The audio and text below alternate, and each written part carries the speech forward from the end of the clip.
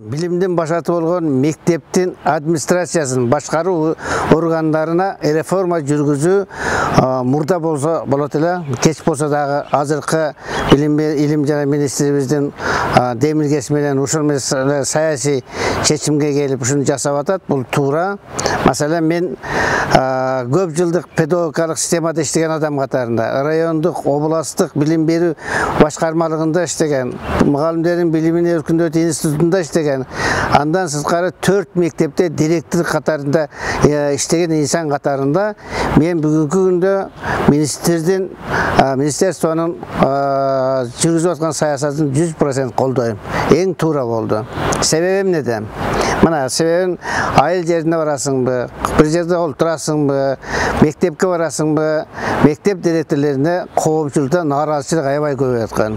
20 жыл, 30 жыл, 40 жыл иштеген, кече анализдерди жүрбөйбү, 41 жыл иштегенде канча директор бар деп.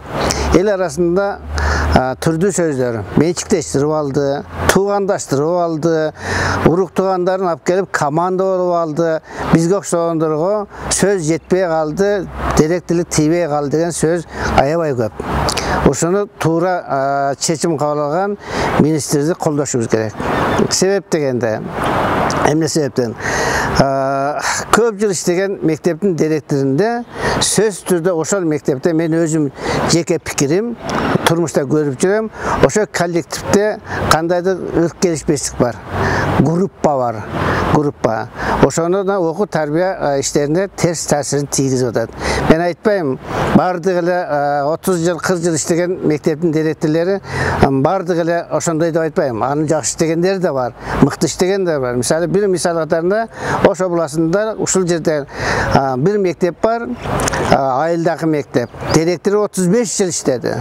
Бирок акыркы 5 жылда ошол мектепти республикада инновациялык мектептердин республикадагы 10 мектепке кошуп койду. Мындай директорлорубуз да бар. Бирок тескерисинче такыр солгундатып жаткан директорлорду ачык чындык экенин айтып коюшубуз керек да. Мектептин мугалимдерин сүйлөсөк, азыр 5 жылга чейин иштеген мугалим директорлордун бардыгын бошотот экен, жаңы келет экен деп. Жок, мындай эмес. Мындай эмес, ушуну туура түшүнүш керек.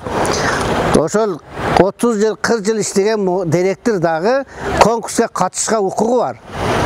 Укугу бар, беркелер менен кошо. Эгерде ошо конкурста жеңип чыккан болсо, 40 жыл иштеген директор жеңсе, дагы 5 жыл иштешке шанс берип атат. Жакшы иштесең иште деп.